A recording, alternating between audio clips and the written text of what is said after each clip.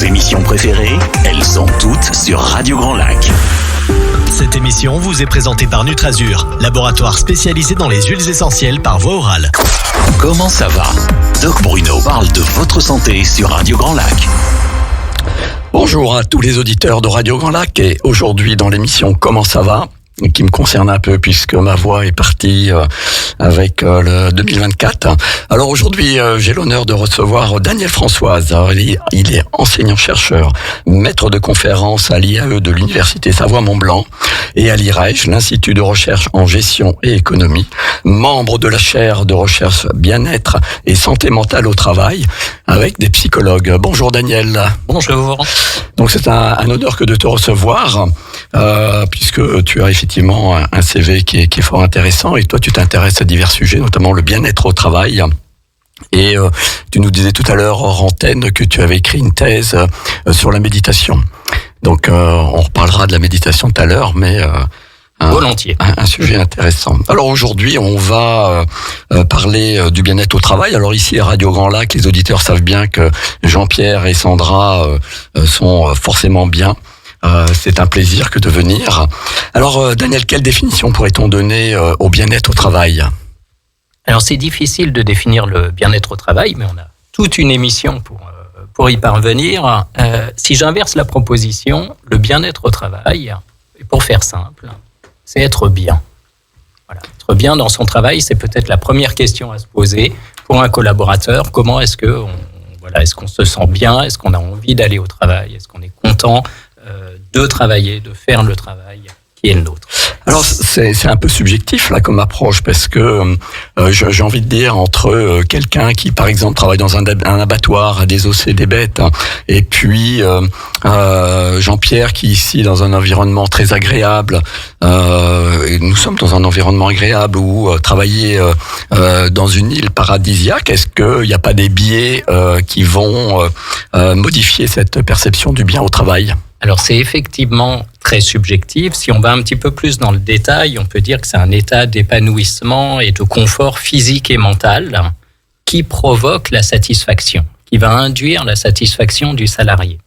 Et si on regarde les différentes dimensions du bien-être au travail, ça interroge 3 rapports. Il y a le rapport qu'on a à soi-même en tant qu'individu, et ça c'est évidemment très subjectif, même si le management peut avoir également un effet sur ce point-là. C'est est-ce qu'on se sent compétent, est-ce qu'on se sent efficace, est-ce qu'on est autonome, est-ce qu'on a confiance en soi, est-ce qu'on a de l'estime pour ce qu'on fait. Donc ça, c'est le rapport à soi qui est une des composantes. La seconde composante, c'est le rapport aux autres. Quelles sont nos relations? Quelle est l'ambiance de travail? Voilà. Est-ce qu'on travaille dans un environnement, et que ce soit sur une île paradisiaque ou dans un abattoir, on peut avoir un environnement qui est très favorable, où on s'entend bien avec ses collègues, où il y a une bonne ambiance, et inversement, ça peut être parfois très difficile et très tendu. Et enfin, il y a le rapport au travail, c'est l'environnement dans lequel on travaille, c'est également tout ce qui fait les conditions de travail. Et puis le sens également qu'on va donner au travail. D'accord. Et là, le sens qu'on va donner au travail ou que les gens vont donner à leur travail, là tu disais que c'était propre à chacun. Est-ce qu'il peut y avoir une incompatibilité ou un écart entre le rapport au travail que l'on peut avoir et le rapport qu'on a au travail et par rapport au manager? Est-ce qu'il peut y avoir un décalage et que du coup, ça peut interférer sur le bien-être au travail? Parce qu'on peut avoir effectivement, nous, en tant que travailleurs, une perception positive du travail et qui n'est pas la même perception du manager. Alors c'est toute la difficulté et c'est un levier de bien-être au travail qui est de réussir à négocier, à mettre en débat le travail et notamment le sens qu'on va donner au travail et la manière dont on perçoit son activité. Et dans les travaux, notamment les travaux de la chaire Management et Santé au Travail de l'Université de Grenoble, on s'est aperçu que quand il y a des espaces qui permettent cette mise en débat du travail, eh ben les gens sont mieux, les gens vont mieux, et qu'à partir du moment où il n'y a plus d'espace pour cette mise en débat, pour négocier, pour dire voilà comment moi je vis les choses, comment je perçois les choses, quel sens je donne à mon activité, y compris à l'activité managériale, parce que ces espaces doivent exister également pour les managers. Quand il y a ces espaces, ça fonctionne mieux, les gens sont mieux. Quand ils n'existent pas ou quand ils sont dysfonctionnels, les gens vont mal. D'accord. Oui, ça veut dire qu'à tous les niveaux hiérarchiques de l'entreprise, on doit prendre en compte ce bien-être. Et s'il y a un maillon ou un étage où le bien-être n'existe pas, il y aura forcément, de ce point de vue, il y aura forcément une répercussion sur les autres niveaux. Oui. Et au travail, tout le monde peut être bien dans une organisation qui va bien, mais tout le monde peut aussi aller mal. Et trop souvent, on oublie ou on a un biais de perception. On se dit, c'est le rôle des dirigeants, c'est le rôle des managers de faire que j'aille bien. Et on se préoccupe en fait assez peu de comment ils vont eux. Et on sait par exemple que les managers, les cadres sont des populations qui sont particulièrement affectées par des pathologies psychiques, des burn-out, de l'épuisement professionnel, émotionnel, et que bien évidemment, s'ils ne vont pas bien, eux, ils ne peuvent pas, ou ils manquent de ressources pour faire que les autres aillent bien. Donc il faut une politique globale d'accompagnement général du travail et du bien-être. Comment le management des salariés a évolué au fil des décennies? Parce qu'on a tous en mémoire le film de Charlie Chaplin avec la théorie de Ford où chacun doit faire la même tâche et répéter pour augmenter la productivité. Donc j'imagine que ce type de management n'existe plus. Enfin, du tout moins, j'ose espérer. Est-ce qu'il y a eu des évolutions depuis dans le management au fil de ces décennies? Alors, c'est une vaste question. Aujourd'hui, les préoccupations en termes de santé, en termes de bien-être sont importantes dans les organisations et la plupart des organisations s'interrogent parce qu'on sait que c'est quelque chose qui est absolument essentiel et que le travail ne devrait pas dégrader la santé. Pour autant, on sait qu'il peut avoir une influence négative et qu'à l'inverse, si les gens sont bien, c'est assez logique, ils vont faire un travail de qualité, ils vont rester plus longtemps dans l'entreprise, il y aura moins de turnover, de démission. Et cette évolution, en fait, dans le management, au fil de l'histoire du management, sont un petit peu des cycles. Tu évoquais Charlie Chaplin, les temps modernes, le taylorisme. Dès cette période-là, on s'est intéressé au bien-être et puis on s'est rendu compte qu'avec des politiques incitatives, que si les salariés étaient bien, ils allaient produire mieux. Et puis, par exemple, Mary Parker Follett, dès le début, dès ces années-là, tout début du siècle précédent, a posé la question d'une approche humaniste du travail. Et à périodicité régulière, on revient sur ces thèmes et on cherche à trouver le juste équilibre, concilier de la performance, de la productivité dans les organisations, et puis avoir des salariés qui se sentent bien. C'est un équilibre qui est précaire, j'imagine. Et moi, j'ai en mémoire en 2018, j'ai été invité pour faire une conférence aux 200 plus grands chefs d'entreprise de France. Je n'ai jamais été autant chahuté que dans cette conférence. Et j'ai été très surpris. Alors, je citerai pas le grand groupe, le DRH d'un très grand groupe international qui me dit: vous croyez que j'ai que ça à faire de m'occuper des salariés? Et donc du coup, je me suis dit quand même, il est directeur des ressources humaines et un DRH qui me répond: vous croyez que j'ai que ça à faire de m'occuper des salariés? Et c'était pas le seul. Je me suis fait chahuter parce que ils étaient tous un peu ligués contre moi en disant que ils avaient autre chose à faire, que ça coûte cher, que ci, que ça, etc. Donc voilà. Et c'est à partir de ce moment-là où moi je me suis intéressé un peu plus à ça parce que j'avais aussi dans ma patientèle quand j'étais en libéral des gens qui étaient que j'arrêtais pour mal-être au travail. Donc voilà, c'est vraiment quelque chose d'important et j'ose espérer que depuis 2009 il y a des nouveaux concepts ou tout au moins je sais qu'il y a des études qui ont lieu sur le bien-être au travail. Alors effectivement, tu dis que ça coûte cher. Oui. Ça coûte cher aux entreprises parce que quand vous avez des gens qui font des burn-out, quand vous avez un taux de turnover extrêmement élevé, ça coûte très cher aux entreprises. Et prévenir, c'est souvent moins coûteux que guérir. Et puis après, ça coûte cher et ça coûte très cher à la société. Donc aujourd'hui, on parle beaucoup de responsabilité sociétale des entreprises. il y a un certain nombre de responsabilités qui incombent à tout à chacun, aux organisations, au pouvoir public, aux organisations syndicales représentatives des personnels, à la médecine du travail, mais aussi évidemment aux entreprises, de faire en sorte de trouver juste équilibre. Et si je rebondis sur la définition, on parlait de définition tout à l'heure, oui. L'OMS nous dit que le bien-être au travail... Alors je précise, l'OMS, c'est l'Organisation mondiale de la santé. C'est une harmonie satisfaisante entre, d'un côté, les aptitudes, les besoins, les aspirations du travailleur, d'une part, et les contraintes et les possibilités du milieu de travail, d'autre part. Et quand je disais qu'il fallait un dialogue, qu'il fallait un débat autour du travail, c'est là où c'est essentiel. Parce que c'est un juste équilibre. Tu évoques ce juste équilibre et bien évidemment, les entreprises ont des contraintes économiques sans quoi elles ne peuvent plus produire d'emplois, permettre de verser un salaire aux salariés. Donc il y a des contraintes, mais il y a aussi des responsabilités. Oui, parce qu'il y a les salaires et puis les entreprises versent des charges qui font aussi tourner les collectivités en général, locales, régionales, nationales, même si les entreprises nous sommes hyper taxées. Mais il est vrai que ce que tu évoques, ça coûte cher à la société et à l'entreprise au niveau des charges. Et également parce que quand quelqu'un est on a travaillé notamment pour un burn-out, parce qu'en moyenne, le burn-out, c'est entre 1 an et demi, 2 ans d'arrêt. Ça nécessite que l'entreprise prenne une autre personne en attendant, ou prenne des contrats, je trouve pas le mot, qui sont temporaires et qui coûtent cher, quoi, le travail temporaire. Dans tout ça, est-ce qu'il y a chez les une prise de conscience, donc j'entends dans ce que tu dis une prise de conscience, mais est-ce qu'elle est réelle chez les managers et les dirigeants?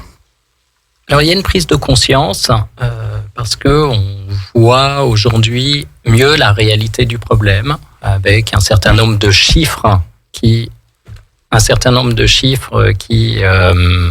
montrent notamment que les risques psychosociaux augmentent considérablement et deviennent une problématique organisationnelle, une problématique managériale. Donc ça, c'est un premier élément de prise de conscience, parce que dans des périodes où globalement l'emploi va bien, et on a vu, même si là les chiffres du chômage repartent un petit peu à la hausse, il y a eu une amélioration, et réussir à fidéliser, à avoir des gens qui restent dans les organisations, c'est important dans les politiques organisationnelles. Donc ça, c'est une prise de conscience. Et puis j'évoquais que les dirigeants, les managers, quels que soient les niveaux, sont impactés par ces problématiques de santé et de bien-être. Et donc, de fait, ils sont sensibilisés.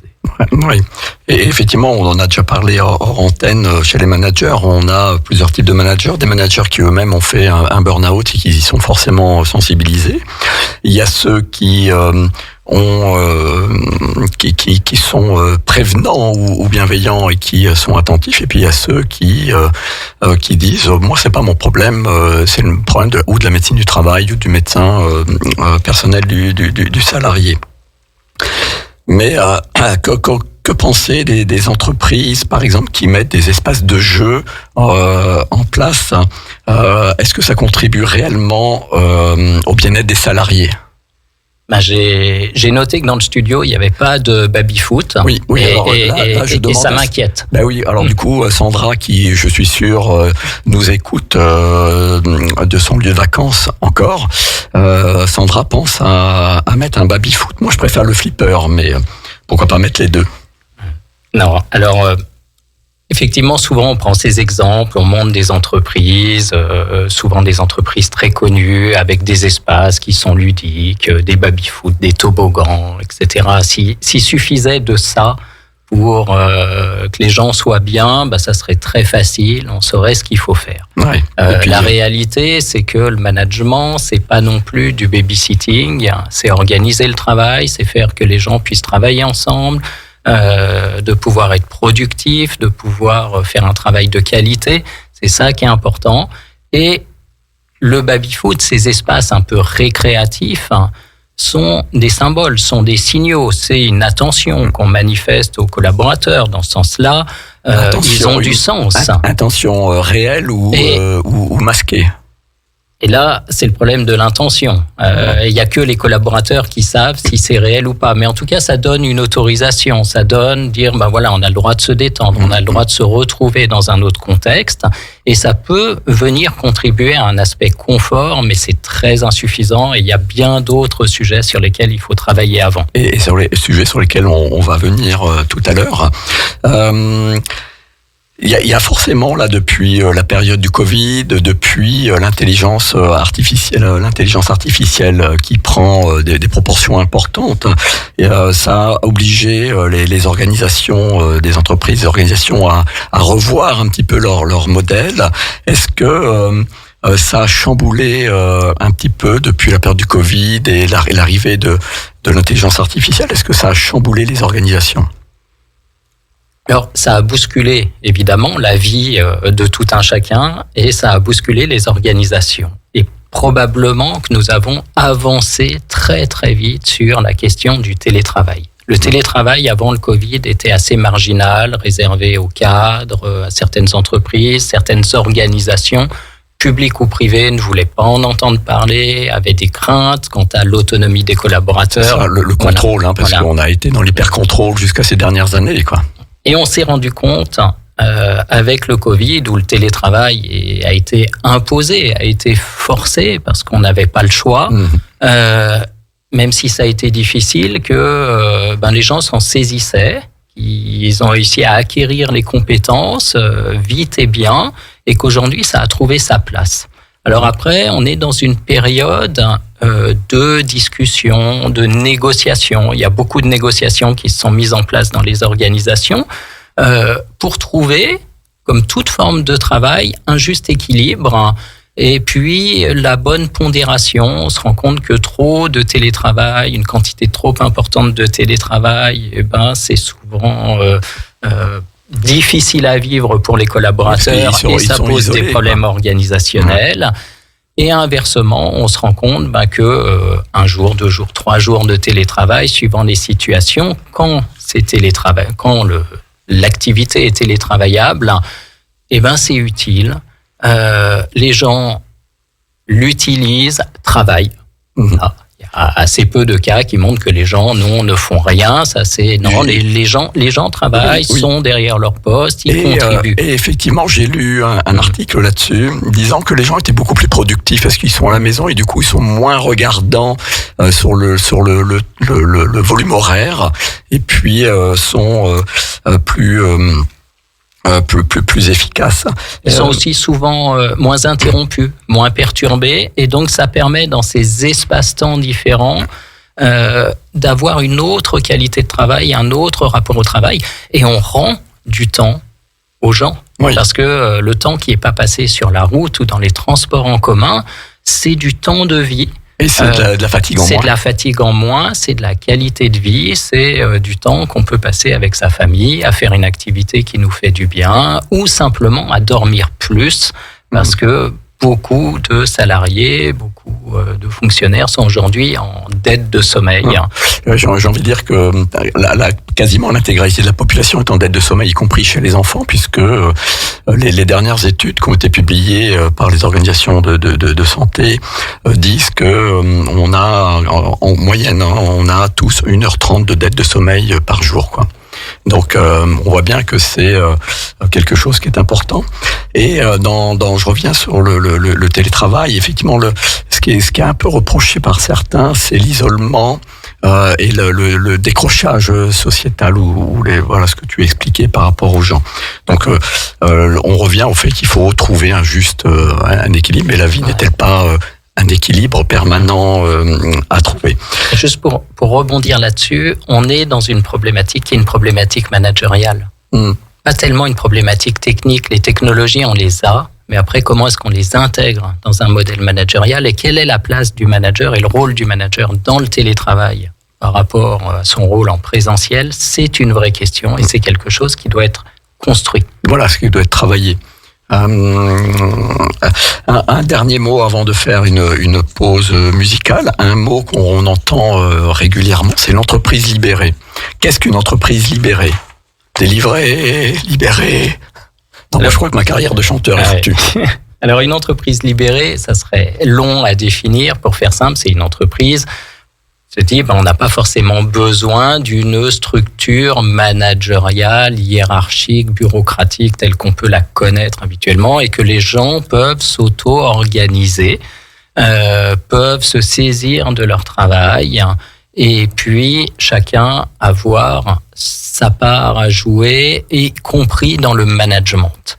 Un peu le modèle de Pixar, ça a été le premier des modèles. On cite beaucoup, par exemple, la fonderie Favi, qui a été dirigée pendant longtemps par Jean-François Zobrist, où les salariés décident de comment ils souhaitent s'organiser, de ce qui leur semble être le plus efficace, du type de produits sur lesquels ils ont envie de travailler, de la relation qui peut y avoir avec les clients, où c'est pas simplement les commerciaux, mais des fois les gens de terrain qui produisent. C'est une implication un peu une implication globale, et en se disant qu'on n'a pas forcément besoin de managers tels qu'on les connaît aujourd'hui, décidés, formés, qui vont ne faire que ça.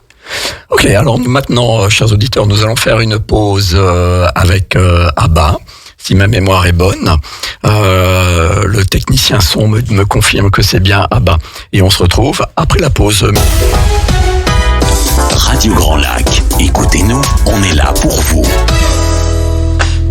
Cette émission vous est présentée par Nutrazur, laboratoire spécialisé dans les huiles essentielles par voie orale. Comment ça va? Doc Bruno parle de votre santé sur Radio Grand Lac. Effectivement, Radio Grand Lac est là pour vous. Après cette pause musicale, nous allons continuer sur le burn-out.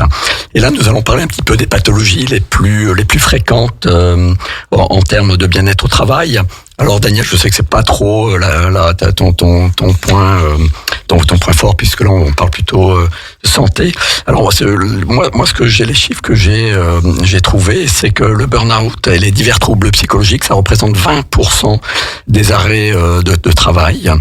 Les troubles musculo-squelettiques, ce qu'on appelle les fameuses TMS, 12%. Donc on voit qu'on a comme déjà un tiers des arrêts de travail qui sont liés à l'activité professionnelle.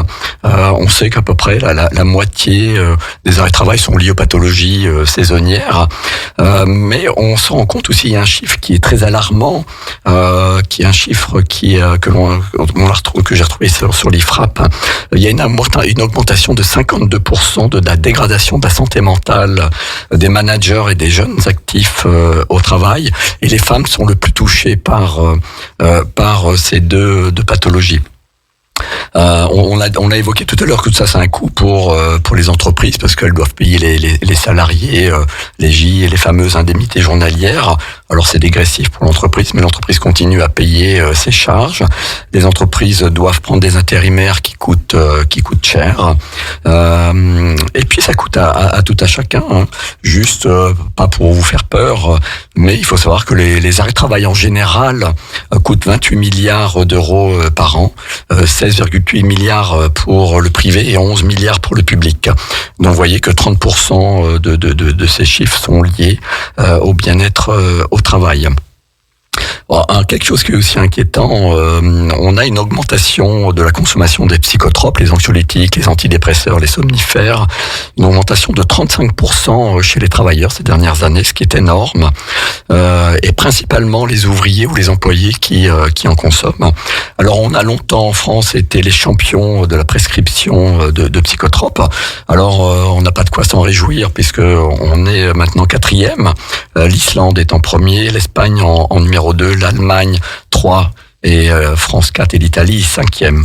Donc on voit bien que le burn-out est quelque chose, une pathologie, tout comme les TMS, à prendre en compte en amont, puisque il y a des signaux avant un burn-out. C'est pas comme un état grippal ou une laryngite comme j'ai, on se réveille le matin, on est pris. C'est une pathologie qui se met en place progressivement. On a des tests, les médecins ont des tests pour le test de Malan, notamment pour détecter en amont, notamment le burn-in. Donc on voit bien qu'il y a un vrai travail à faire sur ce point de vue. Alors est-ce que tout se dégrade au travail, Daniel ? Alors tout ne se dégrade pas, mais après je te rejoins pleinement sur les chiffres que tu évoques. Quand on regarde globalement l'évolution de la santé au travail, on a une stabilité globale des accidents du travail, des accidents de trajet et de ce qu'on retrouve assez classiquement dans ces situations. Et par contre, on a une augmentation de ce qu'on classe, de ce qu'on référence comme maladie à caractère professionnel, et notamment les troubles musculo-squelettiques et la souffrance psychique. Oui. Une augmentation du burn-out, tu l'évoquais, des troubles anxieux, des troubles mixtes. Et ça, c'est inquiétant, c'est probablement multifactoriel, et c'est grâce à la médecine du travail qu'on identifie aujourd'hui beaucoup mieux, qui répertorie et qui rend compte, et qu'il peut y avoir ensuite une prise de conscience et une action publique, une action dans les entreprises, parce que c'est un problème de santé publique. La santé psychique, la santé mentale, c'est un sujet qui était un petit peu tabou, dont on parlait peu, et aujourd'hui on en parle.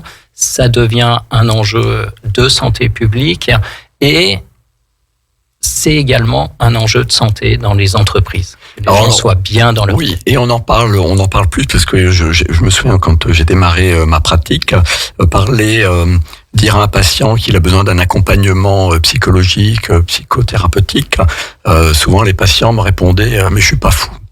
Ça a été quelque chose d'important. Moi, j'ai souvenir aussi d'avoir arrêté un patient pour un burn-out, et qui lui, sa première chose, c'est surtout il faut pas le dire à ma femme. Et effectivement, heureusement, la parole s'est déliée sur ces troubles, cette souffrance psychique, parce que il est évident qu'un salarié qui n'est pas bien dans son travail, alors la grande différence, parce qu'on parle, il y a un peu une confusion entre le burn-out et puis la dépression. Le burn-out est forcément lié au travail dans la définition, et alors que la dépression, il y a un facteur extérieur au travail, un événement exceptionnel ou d'autres. Mais un salarié qui est en burn-out va forcément y avoir des répercussions à la maison. On peut pas être mal au travail et puis arriver à la maison complètement détendu et déconnecté de ça. Et tu évoquais le coût, mais ce sont avant tout des réalités humaines. C'est ça. Le coût principal, c'est ce coût qui est payé par ces gens qui sont malades, qui sont en grande souffrance, et leur entourage, y compris leur entourage professionnel. Parce que voir quelqu'un dans son équipe qui ne va pas bien, ça, évidemment, ça questionne, ça pousse à agir, mais on est parfois aussi un petit peu démunis face à ces situations, et c'est pour ça qu'il doit y avoir normalement un travail conjoint entre le management, les services de ressources humaines, les services de santé, la médecine du travail, pour pouvoir accompagner au mieux, et puis essayer de comprendre ce qui s'est passé pour pouvoir agir en amont, et ensuite permettre à la personne, avant que ce soit trop tard, de revenir dans le travail dans des conditions qui permettront une bonne activité, parce que le travail est aussi un facteur de santé. Oui, et ça c'est le rôle des managers, que de signaler leurs personnes, leurs subordonnés qui sont en difficulté, c'est-à-dire de pas adopter la politique de l'autruche. Et des collègues. Et des collègues. Oui. C'est une vigilance globale entre pairs, de tout à chacun. C'est notre rôle. Si on voit que quelqu'un ne va pas bien, et un salarié qui voit que son manager ne va pas bien, a aussi un rôle à jouer. Oui, et je pense que depuis la période des suicides dans des entreprises comme Orange, anciennement France Télécom, la police, où il y a pas mal de suicides, peut-être ça a été plus pris en compte. Dans ce mal-être au travail, on parle du burn-out, des TMS. Je voulais souligner également, parce qu'il y a des études qui ont démontré que le stress était la première cause des maladies cardiovasculaires. On sait que c'est la deuxième cause des décès en France, et qu'un salarié qui est en burn-out ou qui est en souffrance au travail, en souffrance psychologique, son niveau de stress va augmenter. Donc on l'expose plus à un risque cardiovasculaire, que ce soit un accident cardiaque ou un AVC. Du coup, qu'est-ce qu'il faudrait mettre en place ? Qu'est-ce que les entreprises devraient mettre en place pour que le bien-être au travail soit une réalité ? Est-ce qu'on doit mettre un baby-foot ? Parce qu'on parlait, là je suis sûr que Sandra est déjà sur Internet à acheter un baby-foot et un flipper. Est-ce que ça suffit ? Est-ce que le sens que l'on va donner au travail, parce que on a des métiers où on a très longtemps considéré, par exemple, que les soignants, eux, étaient protégés parce que il y a une vocation derrière qui fait que eux sont protégés par la vocation. Est-ce que c'est toujours le cas ? Alors, il y a différents éléments dans ta question et je vais répondre avec un modèle que je trouve intéressant et qui, j'en doute pas, intéressera les auditeurs et les auditrices parce qu'il est relativement simple. Le bien-être au travail, ça tient en un acronyme, SLAC. Pas confondre avec la lanière sur laquelle on traverse une montagne. Le sens, le lien social, l'activité et le confort. Tout à l'heure, on a parlé de baby-foot. Le baby-foot, ça rentre dans l'aspect confort. Mais le début du confort, c'est d'avoir un environnement qui soit sécurisant, qui soit propre, qui soit respectueux. Avant de mettre un baby-foot, assurons-nous que les gens ont des bureaux confortables, ont des machines qui leur permettent de travailler en sécurité, en diminuant les risques. Ça, c'est le confort. C'est un élément. Mais ça fait pas tout. Et c'est pas en ajoutant du confort qu'on va créer du sens. Effectivement, j'ai envie de dire que si l'environnement est anxiogène et c'est pas le baby-foot qui va améliorer ça, quoi. Et là, pour que ce soit moins anxiogène, se pose la question du lien social. Quelle est la nature du soutien social ? Quelle est la qualité des relations qui existent entre l'ensemble des acteurs et des parties prenantes de l'entreprise ? Comment est-ce qu'on manifeste de la reconnaissance à ses collègues, entre collègues, avec la hiérarchie ? Est-ce qu'on se reconnaît dans un collectif de travail ? Est-ce qu'il y a des espaces où on peut discuter ? Ça, c'est le lien social. Est-ce à dire que dans une entreprise, pour qu'elle fonctionne bien, il faut être copain avec tout le monde ou ami avec tout le monde ? Non, il ne faut pas être copain ou ami avec tout le monde, mais il faut être dans des relations qui soient respectueuses et qui nous nourrissent. D'accord, qui soient apaisées. Voilà. Et qui nous permettent de travailler bien. Ça, c'est important. Et ça renvoie à une autre dimension du modèle qui est l'activité. Est-ce que je peux agir ? Est-ce que je peux faire mon travail dans de bonnes conditions ? Est-ce que j'ai le sentiment de faire du bon travail ? Et donc, est-ce que je peux agir sur ma situation de travail ? Est-ce que je peux organiser mon poste de travail pour qu'il soit le plus efficace possible par rapport à mes propres besoins ? Et est-ce que cette activité, cette idée de qu'est-ce que c'est que le bon travail ou le travail bien fait, on peut en débattre, on peut en discuter pour se mettre d'accord et que le plus grand nombre ait le sentiment de se dire, voilà, je fais du bon travail. Oui, c'est ça. Donc, du coup, là, on revient à ce qu'on disait tout à l'heure, la responsabilisation à tous les échelons. Ouais. Et la dernière dimension, c'est le sens. Le sens, oui. Tu l'as évoqué sur les soignants, s'il n'y a que ça. C'est vrai qu'il y a plein de métiers formidables où les gens viennent par vocation. Les soignants, les enseignants, les policiers, on peut en citer plein. Oui. Et puis aussi beaucoup de métiers manuels. Voilà, il y a cette envie, il y a cette vocation, il y a cet appel. Et donc, au départ, il y a du sens. Mais s'il n'y a que le sens, ça suffit pas non plus. Il faut du sens. Et le sens, il se construit aussi collectivement. On se reconnaît aussi dans le sens que les gens apportent dans le travail. Donc, il faut ce juste équilibre entre ces 4 dimensions, le sens, le lien, l'activité et le confort. Et généralement, dans les organisations, quand il y a une demande de confort, quand les gens disent « Ah oui, là, ça va pas, je suis pas bien, etc. » Dans les autres secteurs. C'est souvent l'arbre qui cache la forêt. Et il faut aussi interroger les autres dimensions. Ouais. Alors que dire des personnes qui font un métier par défaut ? Parce qu'on parle du sens, donc les soignants, qui c'est une vocation, et ceux qui, parce que l'éducation nationale a pu dire à un moment donné, il faut prendre telle voie, et puis l'adolescent qui a pas encore la maturité suffisante pour percevoir qui s'engage dans un parcours professionnel qui alors ça a changé aussi, puisque aujourd'hui on sait qu'un professionnel change 3 à 4 fois d'activité dans une carrière. Est-ce que on peut dire que un jeune qui fait un métier par défaut, il part mal? C'est une question qui est assez complexe. J'ai envie de répondre que le sens, il se construit aussi dans les autres dimensions, dans la manière dont je mène l'activité, dans les relations sociales que je vais construire. Il y a des gens qui disent assez facilement « Ah ben moi j'ai un métier qui n'est pas forcément très très intéressant, j'avais pas prévu de faire ça, mais j'ai tissé des relations, des amitiés, des liens. Je vais dans un environnement qui me donne aussi la possibilité de découvrir des choses et de faire autre chose en dehors. Parce que le travail, c'est aussi un juste équilibre et parfois un choix. On a le droit, et c'est tout à fait légitime de se dire, eh ben, j'ai un travail qui me permet de gagner ma vie, qui me permet de rencontrer des gens et qui me donne les moyens et la liberté de faire d'autres choses en dehors et de me ressourcer, de me nourrir dans une activité associative. Le Slack, c'est pas forcément 25% de chacun. Non. Ok. On constate également avec le temps qu'il y a un peu une intensification du travail, mais aussi une intensification de la vie privée.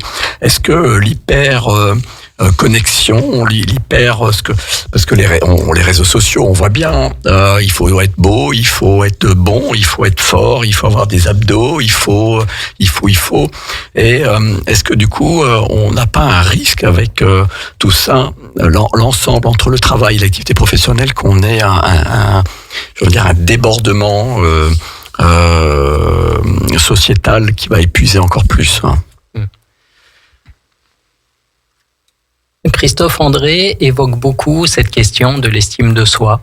Alors pour ceux qui les auditeurs qui ne savent pas, Christophe André, c'est un psychiatre de renom qui est extraordinaire et qui a fait un travail colossal sur la méditation pour aider ses patients. Il parle de l'estime de soi et il parle de l'impact effectivement des réseaux sociaux qui en permanence nous comparent. Et dans les entreprises, on a un petit peu la même logique. On fait des benchmarking, on va toujours se comparer aux meilleures pratiques, il faut toujours être meilleur, il faut toujours s'améliorer.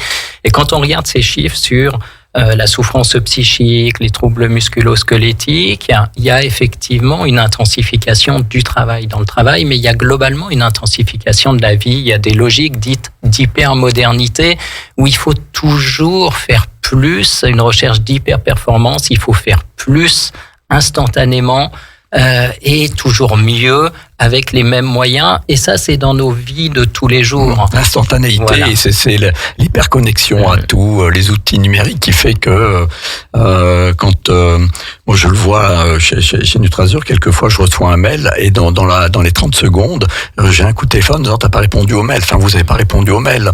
On le voit également dans le milieu du sport, là tu évoquais l'hyperperformance et on voit, et moi c'est quelque chose qui m'inquiète pour la santé en général. Avant les personnes faisaient un peu de course à pied, un peu de trail, et maintenant on voit de plus en plus des ultra-trails qui sont jusqu'à 300 km. Pardon. Et donc c'est effectivement cette hyper-intensité, c'est toujours plus loin, toujours plus haut, mais à quel prix ? Et donc tout ça, ça pèse. On peut pas distinguer le travail du non-travail. On est tout entier, on vient avec nos vies et tout ce qu'il y a dans nos vies. Et effectivement, si on a une gestion équilibrée des temps de travail pour laisser de la liberté à l'extérieur, mais que à l'extérieur on s'épuise parce qu'on veut en faire toujours plus, on n'a plus d'espace de récupération pour être bien. Et puis nos pratiques à l'extérieur du travail ont aussi un impact sur le travail. Quand on commande un produit sur Internet, sur des grandes plateformes que tout le monde connaît, et qu'on demande la livraison par drone, le lendemain ou dans l'heure qui suit, on satisfait un besoin, une envie d'instantanéité, on ne veut pas être frustré, on ne peut pas attendre 48 heures, mais en même temps, ça va avoir des conséquences sur le travail de plein de gens qui vont devoir produire extrêmement vite, avec beaucoup de stress, pour que le produit soit livré. Donc là, il y a aussi une responsabilité collective, un questionnement collectif, systémique, sur nos sociétés, nos modes de vie, et puis les systèmes dans lesquels on s'inscrit. La tension qui existe aujourd'hui sur les tranches les plus touchées, c'est les gens qui ont une quarantaine d'années, 45 ans, qui sont le plus affectés, mais c'est aussi le moment où les gens ont des enfants, où ils doivent gérer Parcoursup, etc. et tous ces trucs qui avant n'existaient pas et qui créent une intensification et une tension nouvelle qui avant nous était dit, voilà, dont on se dispensait. Oui, avant on recevait un courrier papier, on écrivait, on mettait un timbre avec notre plus belle écriture, et puis on attendait d'avoir le résultat. Donc dans ce constat, est-ce qu'il faudrait pas apprendre à gérer ses émotions?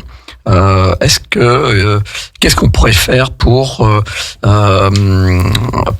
que tout le monde, que ce soit dans le travail ou dans la vie professionnelle, qu'est-ce qu'on pourrait faire?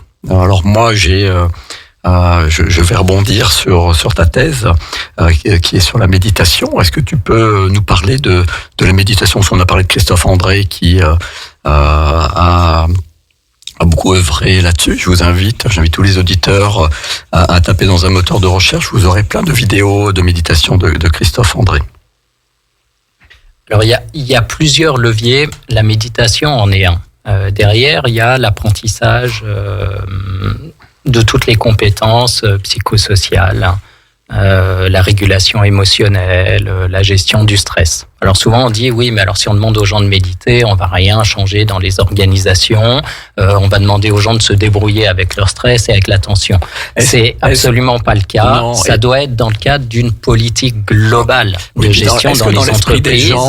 La méditation, ça reste encore l'activité des babacools qui fument un joint, j'imagine et je pense que ça a pas mal changé là-dessus. Ça a beaucoup changé. Là, on parle de méditation dite de pleine conscience, qui est simplement d'apprendre à être présent instant après instant, sans juger ce qui m'arrive, pour reconnaître ma situation, et à partir de là, j'augmente mon pouvoir d'agir. Et ça, c'est une compétence qui se développe, qui se travaille. Il y a 30 ans de recul sur les recherches médicales, plus d'une dizaine d'années sur les recherches en entreprise. Et ce sont des compétences. On apprend aux gens à gérer leur santé physique. On fait des exercices avant d'embaucher sur une chaîne de production pour éviter des troubles musculo-squelettiques. Eh ben, la méditation, c'est un petit peu le jogging du cerveau.